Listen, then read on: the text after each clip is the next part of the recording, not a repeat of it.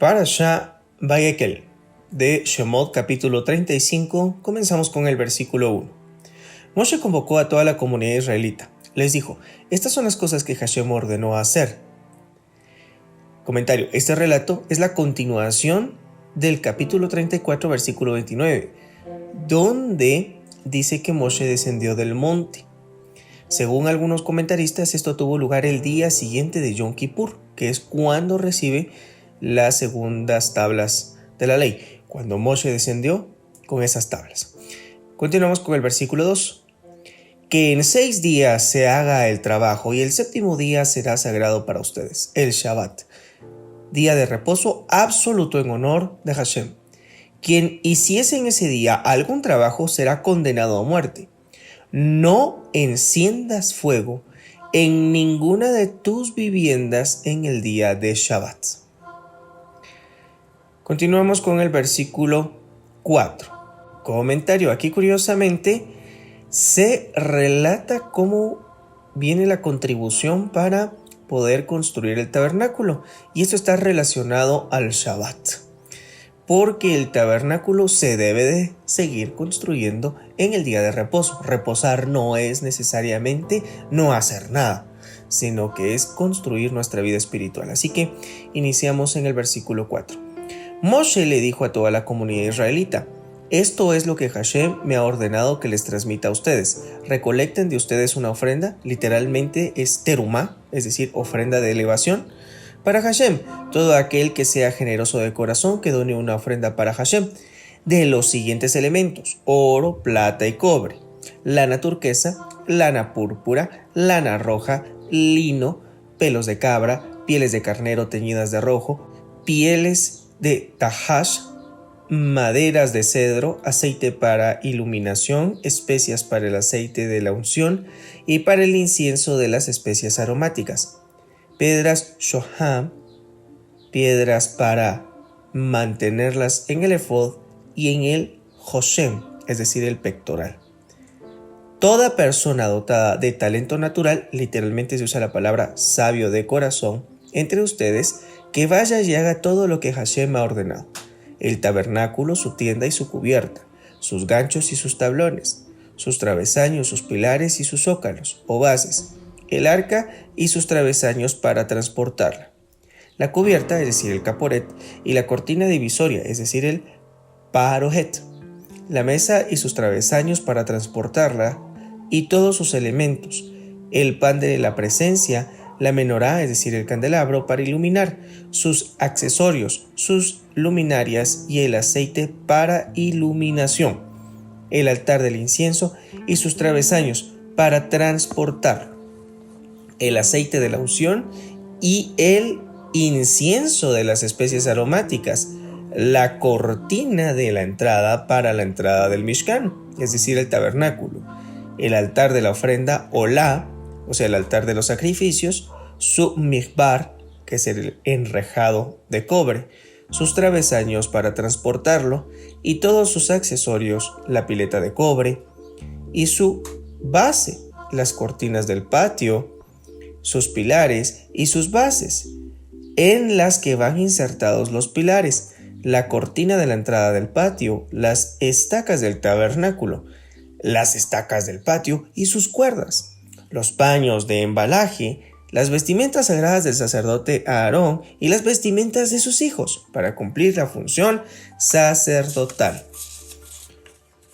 Toda la comunidad israelita se retiró de la presencia de Moshe. Continuamos con Shemot capítulo 35, versículo 21.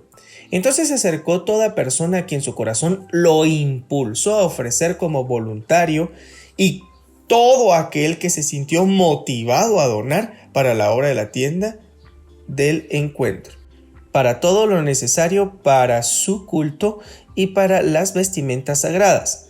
Se presentaron los hombres con las mujeres, todo aquel cuyo corazón lo motivó a donar brazaletes, anillos para la nariz, anillos y apliques de oro para el cuerpo de la mujer, toda clase de joya de oro.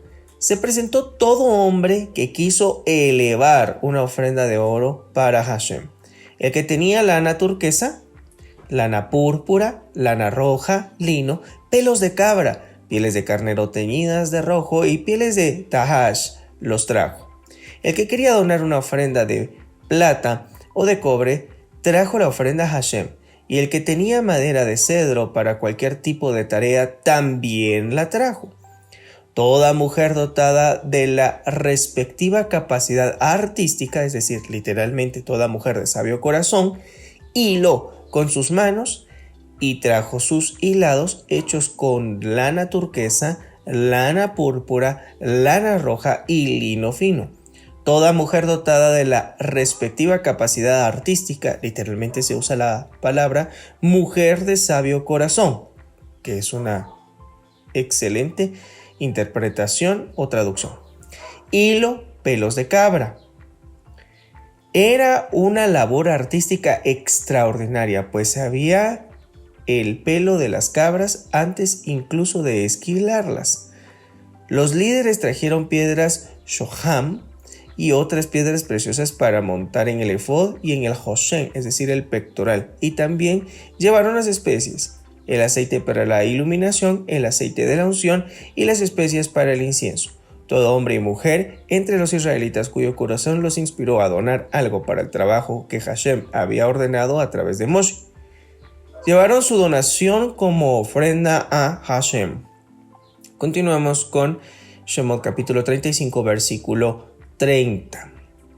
Dijo Moshe a los israelitas: miren, Hashem designó a Betzaleel, hijo de Uri y nieto de Hur, de la tribu de Yehudá, y lo dotó del espíritu divino, de sabiduría, de entendimiento, de comprensión y de habilidad para todo tipo de trabajo, para hacer expertos diseños, es decir, textiles, obra de artesano, para trabajar con oro, plata y cobre, para tallar y montar piedras preciosas y para tallar maderas, para trabajar en todo tipo de diseño artesanal. Y también lo dotó a él y a Oliab, hijo de Ahisamach, de la tribu de Dan, con la capacidad de enseñar.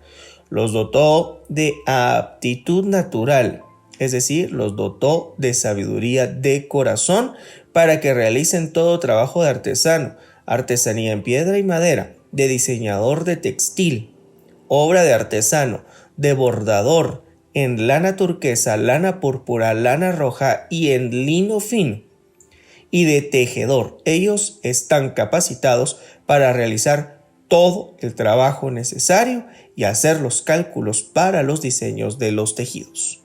Continuamos con Shemot capítulo 36 versículo 1. De modo que Betzaleel hará todo lo que Hashem ha ordenado, junto con Oliab y todo aquel que tuviese aptitudes artísticas, literalmente, que fuese sabio de corazón, a quienes Hashem haya dotado de sabiduría y entendimiento para saber cómo hacer todo el trabajo del santuario, de conformidad con todo lo que Hashem ha ordenado. Curiosamente, comentario: Oliab pertenece a la tribu de Dan, una tribu que tiene origen por medio de Jacob y una de las siervas de sus esposas.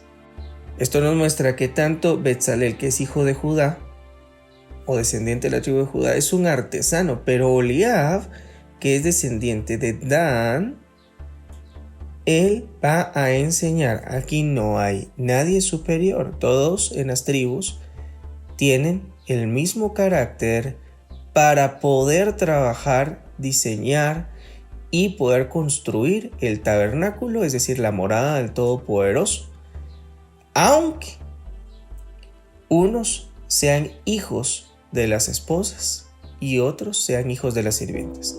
Lo importante es saber que ante el Todopoderoso todos valemos exactamente lo mismo. Como dijimos en la porción anterior, cuando se censa, lo mismo vale un pobre que un rico, todos medio shekel. Continuamos con el versículo 2. Entonces Moshe citó a Betzaleel, a Oliab y a todos los que tenían capacidad artística, aquellos cuyo corazón Hashem los dotó de talento y aquellos inspirados por su corazón y que se acercaran a la obra para llevarla a cabo.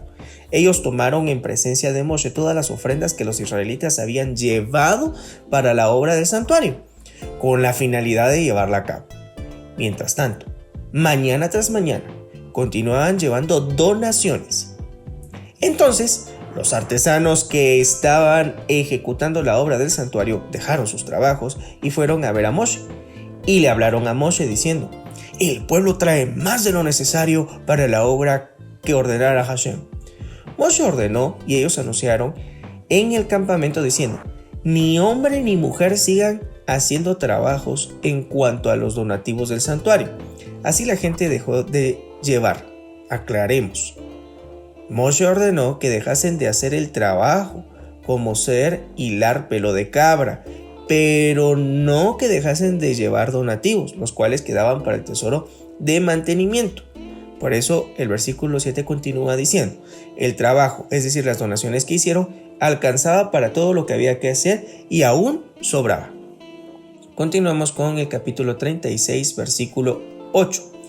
Los más hábiles, literalmente los más sabios de corazón, entre todos los trabajadores hicieron el tabernáculo. Lo hicieron con 10 cortinas de hilo de lino, lana turquesa, lana púrpura y lana roja, e hicieron el tejido con un diseño de querubines, diseño de águila de un lado y de león del otro, obra de tejedor experto.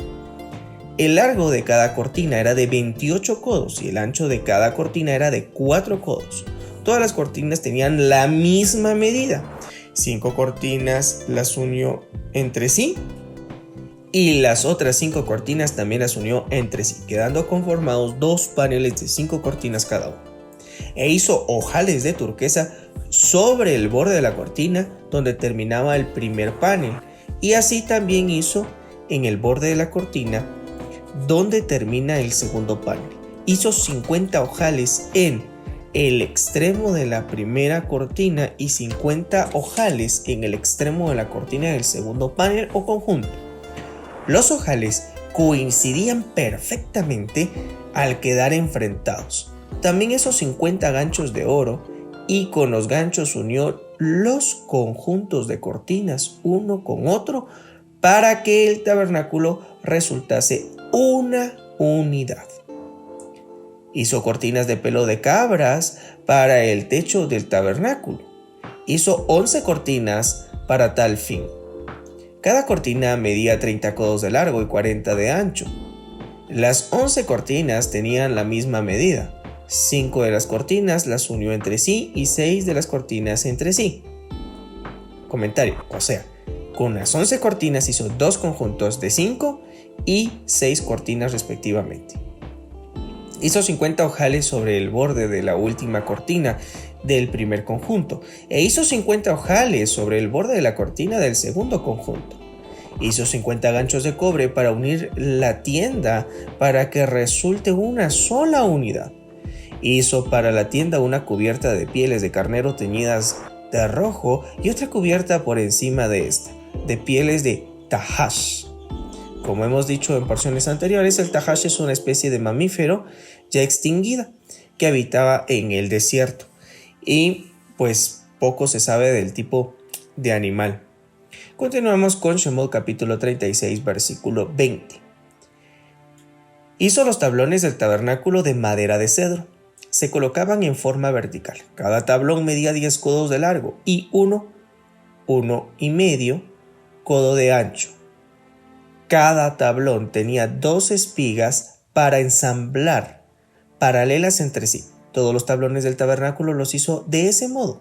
Los tablones para el tabernáculo los dispuso así: 20 tablones para el lado sur, e hizo 40 zócalos o bases de plata para colocar debajo de cada uno de los 20 tablones, 2 zócalos debajo de cada uno de los tablones correspondientes a sus 2 espigas de ensamble. Y para la segunda pared del tabernáculo, en su lado norte, hizo otros 20 tablones, con sus 40 zócalos de plata, colocando 2 zócalos debajo de cada tablón. Y para la pared posterior del tabernáculo, en el lado occidental, hizo 6 tablones, e hizo otros 2 tablones para los vértices del tabernáculo en la parte posterior, o sea, para el vértice noroeste y vértice sudoeste. Todos los tablones se tocaban por su parte de abajo y juntos ascendían verticalmente para quedar unidos arriba por medio de una argolla cuadrada. Así también hizo con los 2 tablones de cada uno de las 2 esquinas, la esquina noreste y la esquina sudoeste, de modo que para la pared posterior del tabernáculo habían 8 tablones con sus respectivas bases de plata, o sea 16 bases, pues debajo de cada tablón habían 2 bases o zócalos en los que se ensamblaba el tablón. Hizo travesaños de madera de cedro, 5 para los tablones de un lateral del tabernáculo, 5 travesaños para los tablones del otro lateral del tabernáculo y 5 travesaños para los tablones de la pared posterior del tabernáculo. Quedaban hacia el lado occidental. Hizo que el travesaño central se extendiera entre los tablones de extremo a extremo. Comentario. O sea, 4 de esos travesaños, los correspondientes a la parte superior e inferior, eran la mitad del largo de la pared, mientras que el 5.º travesaño, el central, era largo como toda la pared. Continuamos con el versículo 34. Recubrió los tablones de oro, las argollas por donde debían pasar los travesaños, también las hizo de oro y recubrió de oro los travesaños. La cortina divisoria, es decir, el parojet, la hizo con lana turquesa, lana púrpura, lana roja e hilo de lino, obra de experto tejedor, entretejida con un diseño de querubines. Hizo para sostén de la cortina divisoria 4 postes de madera de cedro y los recubrió de oro. Sus ganchos eran de oro y fundió para ellos, es decir, para los 4 postes, 4 bases de plata. Comentario. La cortina colgaba de los 4 postes, unida a ellos por medio de ganchos. Los 4 postes estaban ubicados detrás de la cortina, sosteniéndola a modo de respaldo. Continuamos con el capítulo 36, versículo 37. Para la entrada de la tienda hizo una cortina, es decir, masaj, de tela turquesa, lana púrpura, lana roja e hilo de lino. Trabajo de bordador. Los postes que sostenían la cortina eran 5, con sus respectivos ganchos para aferrarla. Recubrió en oro la parte superior de los postes y sus cintas en referencia a las cintas que rodeaban a cada uno de esos 5 postes. Las bases de los postes eran 5 y eran de cobre. Continuamos con el capítulo 37, versículo 1. Betzalel hizo el arca de madera de cedro. Su longitud era de 2 y 1/2 codos, su ancho de 1 y 1/2 codo y su altura de 1 y 1/2 codo.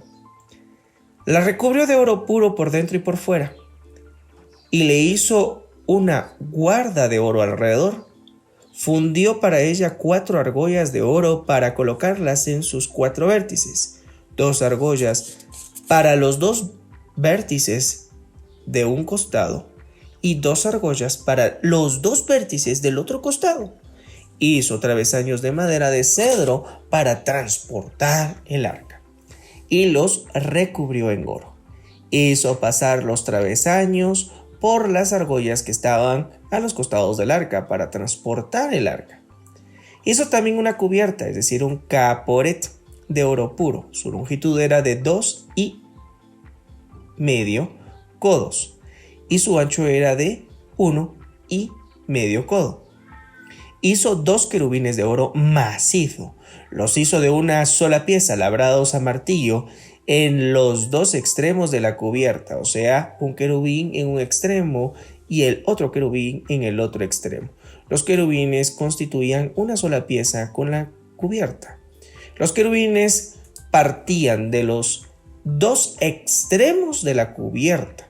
Los querubines tenían las alas abiertas hacia arriba, cubriendo la cubierta con sus alas. Sus caras estaban dispuestas, mirándose mutuamente y a su vez orientadas hacia la cubierta.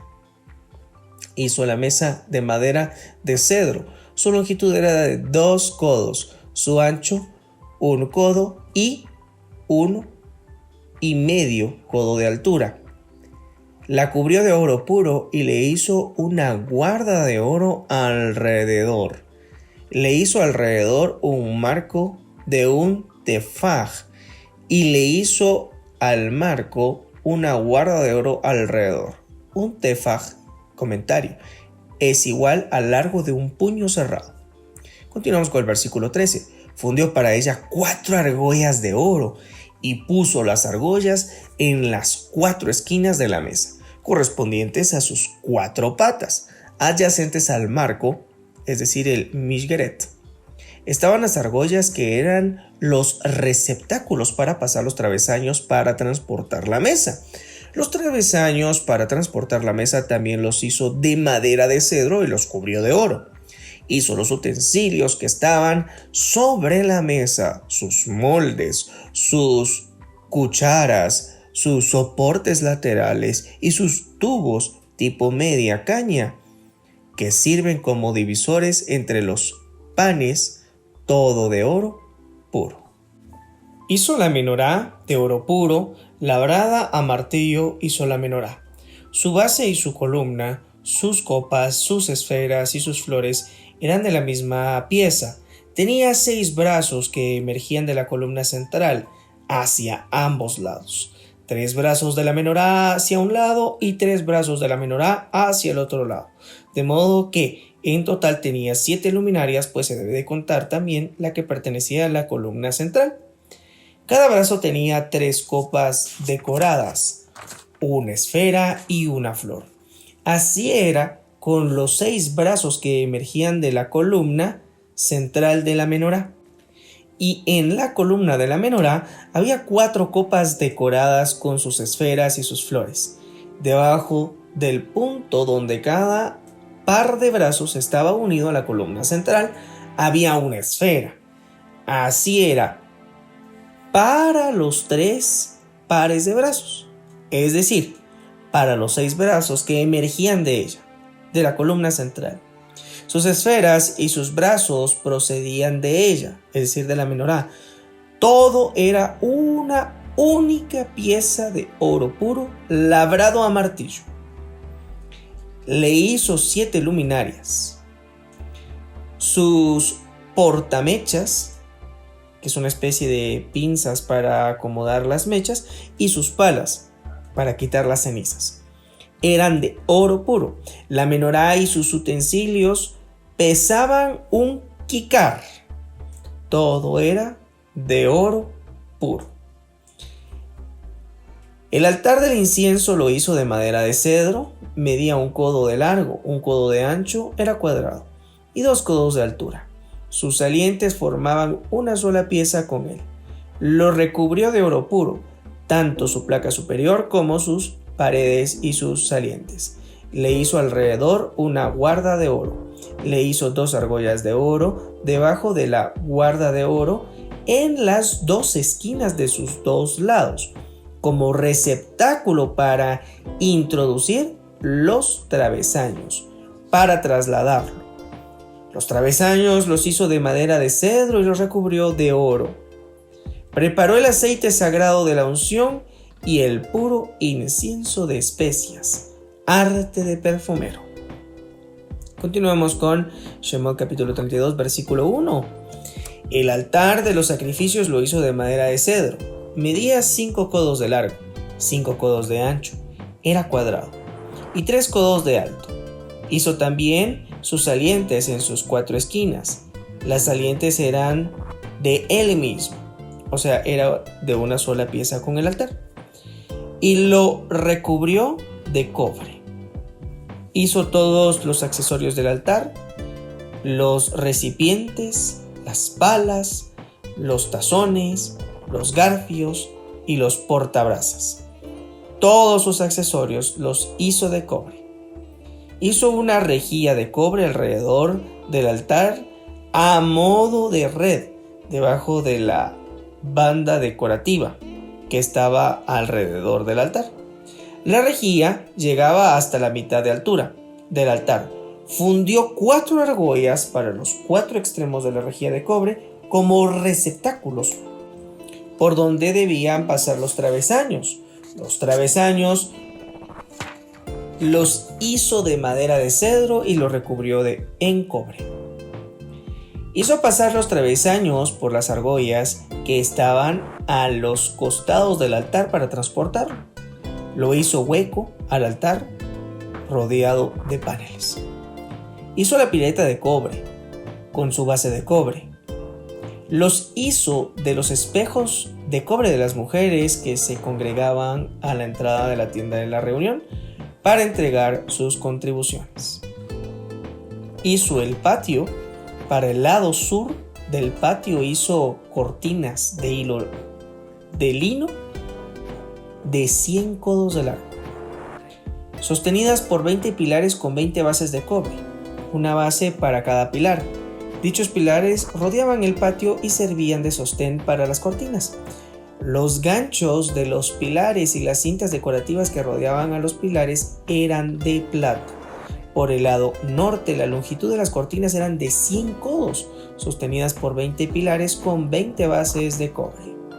Los ganchos de los pilares y las cintas decorativas que rodeaban a los pilares eran de plata. En el lado oeste, el cortinado medía 50 codos de longitud. Las cortinas que conformaban el cortinado estaban sostenidas por 10 pilares con 10 bases. Los ganchos de los pilares y las cintas que rodeaban a los pilares eran de plata. Y el lado este tenía 50 codos. De esos 50 codos del lado este, 20 eran la entrada. O sea que de la entrada hacia el lado habían 50 codos. En esos 15 codos de un lado habían 15 codos de cortinas sostenidas por 3 pilares con 3 bases o zócalos. Y lo mismo para el otro lado, o sea, de la entrada al patio hacia el otro extremo, de modo que la puerta de la entrada hacia un lado y hacia el otro, las cortinas tenían 15 codos de largo sostenidas por 3 pilares con 3 bases. Todas las cortinas alrededor del patio eran de hilo de lino. Las bases o zócalos eran para las columnas, eran de cobre. Los ganchos de las columnas y las cintas decorativas eran de plata. El revestimiento de los cabezales de las columnas eran de plata. Todas las columnas o pilares del patio tenían una cinta de plata alrededor. La cortina de la entrada al patio era trabajo de bordador. Era de lana turquesa, lana púrpura, lana roja e hilo de lino. Medía 20 codos de largo y su ancho o alto era de 5 codos, igual que la altura de las cortinas que rodeaba el patio. Esta cortina estaba sostenida por 4 columnas dispuestas sobre 4 bases de cobre. Sus ganchos eran de plata y el revestimiento de sus cabezales y las cintas decorativas eran de plata. Todas estas estacas para el receptáculo y para el patio alrededor eran de cobre. A continuación leemos la Haftará de la semana, la cual la encontramos en el primer libro de Melahim, es decir, de Reyes, capítulo 7, versículo 13. El rey Shlomo, es decir, Salomón, mandó a llamar a Hiram de Tzor, es decir, de Tiro. Hiram era hijo de una viuda de la tribu de Neftalí y su padre era un experto forjador de cobre, nativo de Tzor, es decir, de Tiro. Hiram estaba dotado de habilidad, inteligencia y perspicacia para realizar todo tipo de trabajo en cobre, así que se presentó ante el rey Salomón, e hizo toda la obra. Fundió 2 columnas de cobre. Cada columna tenía 18 codos de altura y una circunferencia de 12 codos.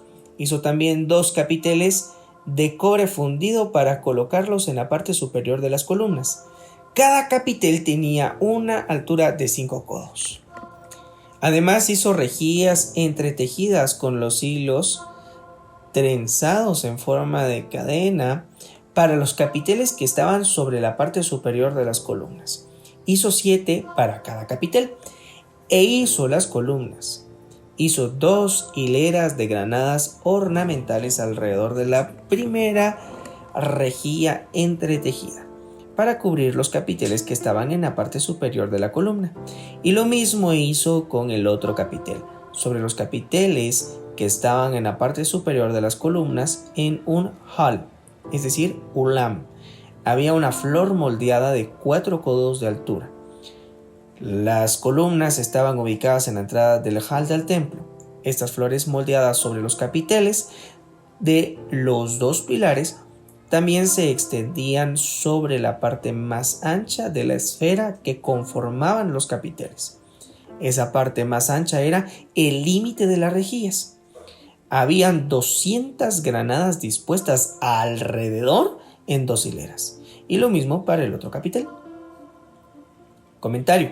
Los capiteles consistían de 2 semisferas. La superior, mirando hacia abajo, tenía la rejilla y la trenza encadenada. La inferior, mirando hacia abajo, no estaba ornamentada. La unión de las 2 esferas era la parte más ancha del capitel. Los 2 codos inferiores del capitel eran huecos para que pudiera ensamblarse en la columna. Hiram erigió estas columnas en el hall, es decir, Ulam del santuario. Heijal erigió la columna derecha y le puso el nombre de Yahim. Literalmente se puede traducir como estableció. Erigió la columna izquierda y le puso de nombre de Boaz. Literalmente significa la fuerza está allí. En la parte superior de las columnas había un diseño de una flor. Así quedó terminado el trabajo de las columnas. Hizo también un estanque de cobre fundido. Tenía 10 codos de diámetro. Era perfectamente redondo. Tenía 5 codos de alto y su circunferencia era de 30 codos. Debajo del borde habían protuberancias en forma oval que rodeaban el estanque. Había 2 hileras de protuberancias, cada una de 10 codos de largo. Eran de cobre y fueron fundidas en una sola pieza con él, es decir, con el estanque. Comentario. De los 5 codos de alto del estanque, los 2 codos superiores eran circulares, mientras que los 3 codos inferiores constituían un cuadrado de 10 codos de lado. Estas protuberancias ornamentaban los 3 codos inferiores, o sea, la parte cuadrada del estanque. Continuamos con el versículo 25. El estanque descansaba sobre 12 báculos de cobre, de los cuales 3 miraban hacia el norte, 3 miraban hacia el oeste, 3 hacia el sur y 3 hacia el este. La parte trasera de los báculos estaba hacia el centro del estanque. El espesor del estanque era de un tefaj, es decir, un puño. Su borde era como el de una copa. Era labrado como una rosa. Su capacidad era de 2000 bates. Comentario. El bat o bates es una medida de capacidad. Continuamos dando un salto hasta el versículo 40. Hiram hizo también los recipientes, las palas y los tazones para retirar las cenizas del altar. Así Hiram terminó todo el trabajo que hizo para el rey Salomón, para el templo de Hashem. Hiram hizo las 2 columnas, las 2 esferas de los capiteles que estaban en la parte superior de las columnas, las 2 rejillas que cubrían las 2 esferas de los capiteles que estaban sobre la parte superior de las columnas.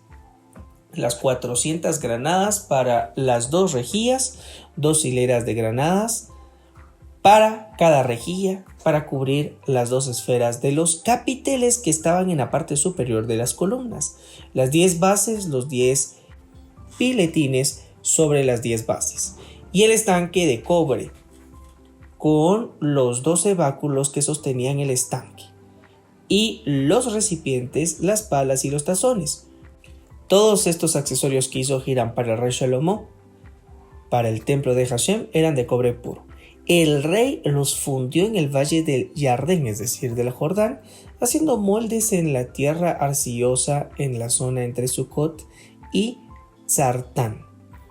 Eran tanto los utensilios de bronce que Salomón los dejó y no los pesó. No se pudo calcular el peso de cobre empleado. Salomón hizo todos los implementos para el templo de Hashem: el altar de oro, la mesa de oro para el pan de la presencia, los candelabros de oro refinado, 5 a la derecha y 5 a la izquierda, y el candelero de Moshe en el centro, frente al recinto más sagrado del santuario. Literalmente se le conoce como Debir. Las flores de los candelabros, las luminarias y las pinzas de oro. Con las pinzas se acomodaban las mechas en el candelabro, y también eran de oro refinado. Los cántaros, según algunos comentarios, no eran cántaros, sino instrumentos musicales similares al ítem que se menciona a continuación. Continuamos siempre con el versículo 50. Los instrumentos musicales, los tazones para contener la sangre de los animales sacrificados, los porta incienso y los porta brasas, y también eran de oro las bisagras de las puertas del santuario interno, el recinto más sagrado del santuario y de las puertas del templo, el Eijal. La porción de esta semana, Vayekel, que significa literalmente hizo que se reunieran. Pareciera que es la repetición de otras porciones como Tromá, Tetzabé y Kitisa. Sin embargo, es la ejecución de las instrucciones dadas en las anteriores porciones. Aquí Moisés está reuniendo a todos los encargados de la construcción del tabernáculo y sus respectivos elementos. Curiosamente, Moisés da la instrucción para que el pueblo se reúna a construir, y posteriormente se hace énfasis una vez más de cuidar y santificar el Shabbat. Y luego se cuenta la manera en que fue construido el Mishkan. De ello se puede inferir que aunque el Shabbat es un descanso, se descansa construyendo el templo. Construir el templo espiritual es buscar la presencia divina, y con ello seremos llenos de su espíritu, y por ende, así como aquellos constructores, seremos de sabio corazón. Sabio es aquel que no solamente conoce, sino que aplica lo que conoce, vive lo que sabe y sabe vivir como se debe. Curiosamente, una vez más, se recuerda en esta semana que la creación fue en 6 días y el séptimo se descansó. Nuestro deber es experimentar la creación como el receptáculo y morada divina, tal como el Mishkan. Pues construimos cada día una mejor sociedad, contribuimos a un mejor planeta Tierra. Somos la luz y la sal de esta tierra. El pueblo hizo diversos donativos importantes para la construcción del tabernáculo.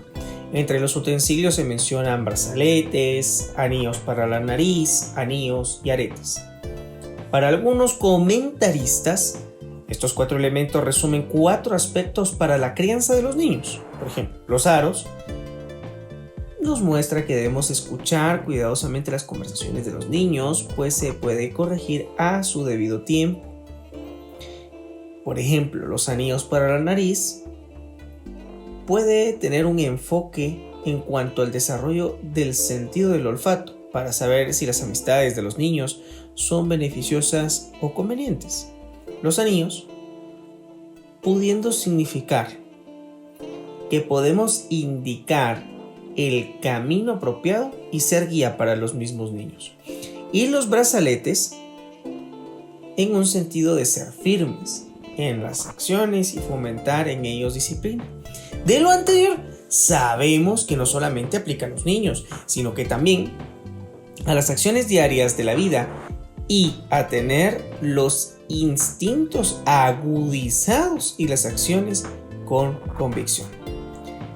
3 minerales fueron necesarios para la construcción del Mishkan: el oro, plata y cobre.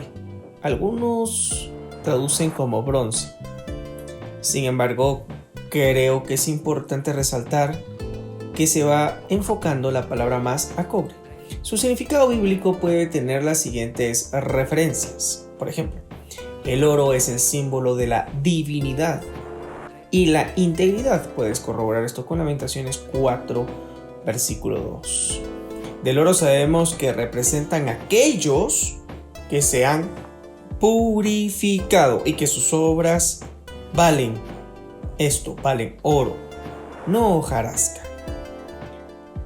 La plata es un símbolo de redención. ¿Por qué? Porque está asociado al valor monetario en términos bíblicos. Es decir, que la plata era el medio para poder comprar y adquirir.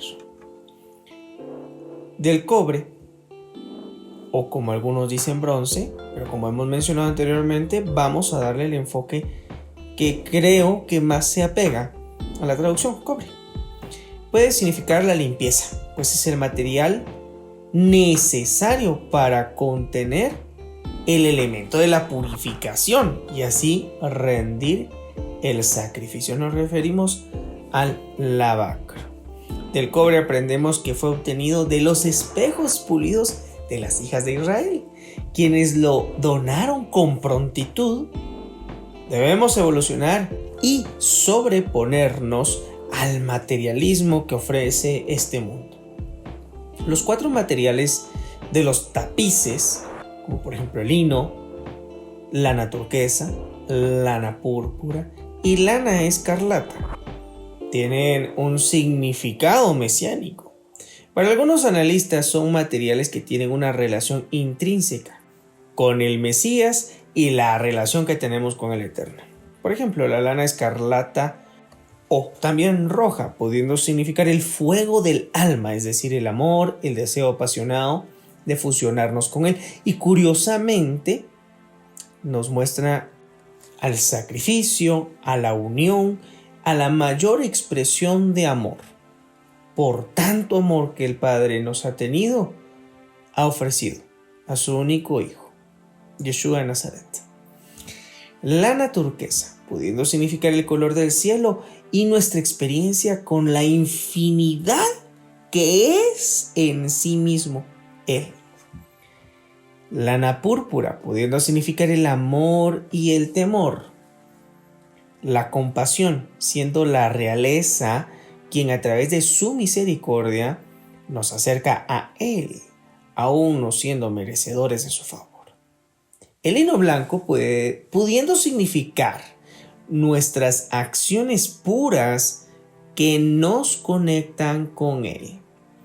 La Torá cumple funciones entonces correctivas en nuestros hábitos arraigados y rasgos de carácter que no nos dejan conectarnos con la divina presencia.